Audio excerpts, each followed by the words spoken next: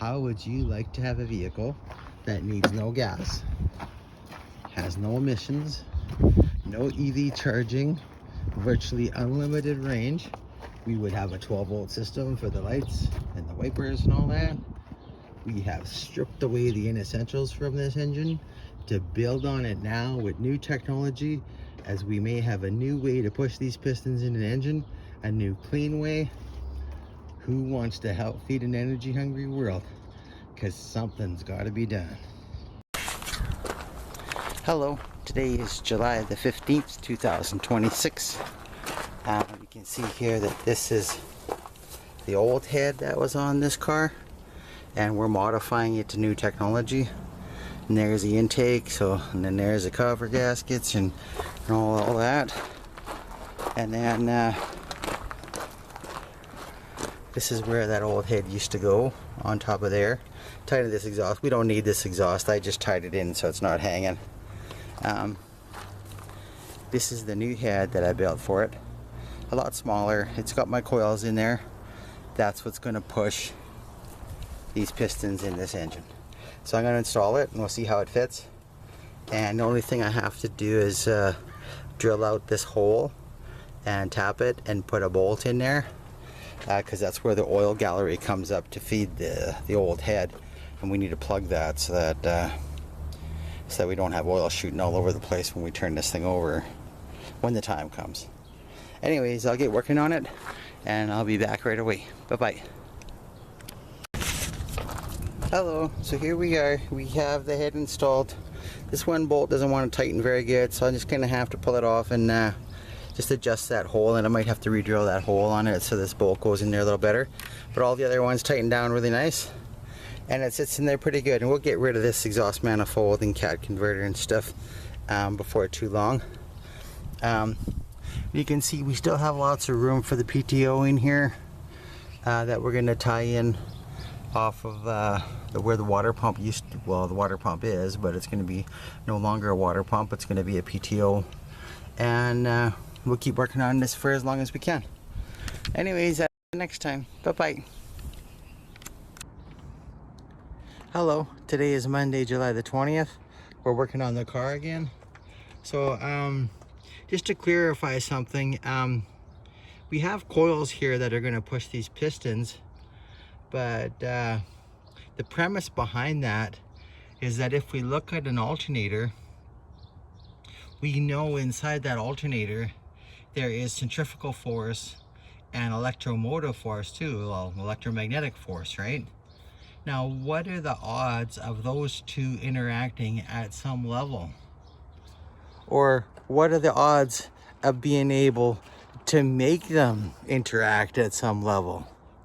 Now, if you look at a typical alternator, the three-phase windings on it are counterproductive to extracting the RCF component if it actually is sticking to the electromagnetic component, right? Because every 120 degrees it cancels each other out, whether that's in a Y or delta configuration, right? So the generators that I've been building have been trying to compensate for that design flaw in the alternator, because it wasn't designed to capture RCF, or the centrifugal force. And basically, if we rotate this alternator at 400 RPM, it has like X amount of centrifugal force in it, and we can control how much magnetic field is in it.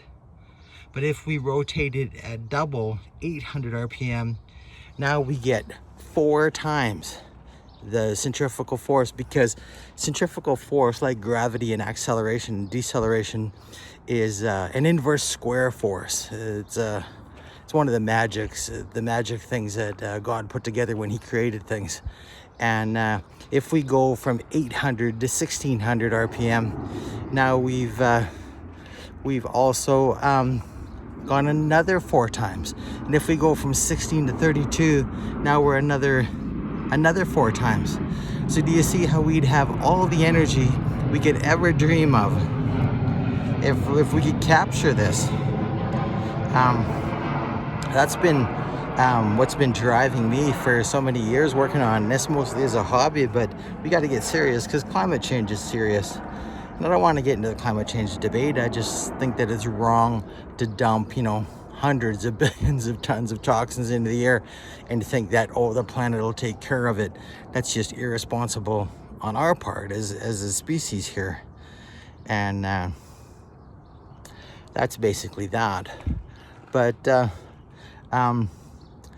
I did the calculations on a Sikorsky helicopter and calculated the centrifugal force and added it all up for the rotors on the Sikorsky helicopter, and discounting the heat that the engine made, we're wasting 95% of the energy that's created in centrifugal force.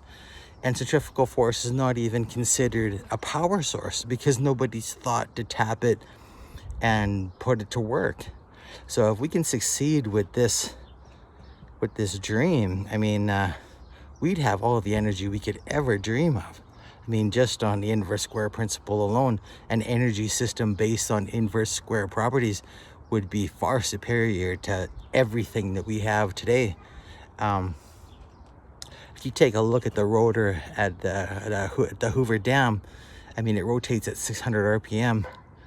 There are hundreds of millions of newtons of force that are just not even being extracted. Like, well, that you could say that about any hydro project. We're wasting the most important power source that we're creating, and it's not even considered something to be tapped. So I don't know, call me crazy, call me delirious, but that's what I'm following, and that's why.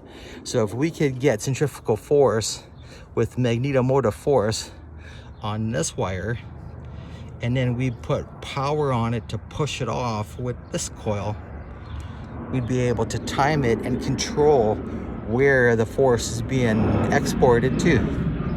That's the basic precept of what we're trying to do.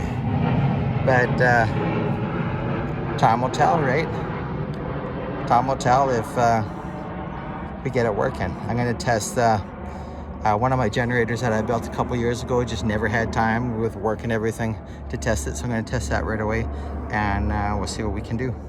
Anyways, that's it for Monday, July the 20th, 2026. Till next time. Bye-bye.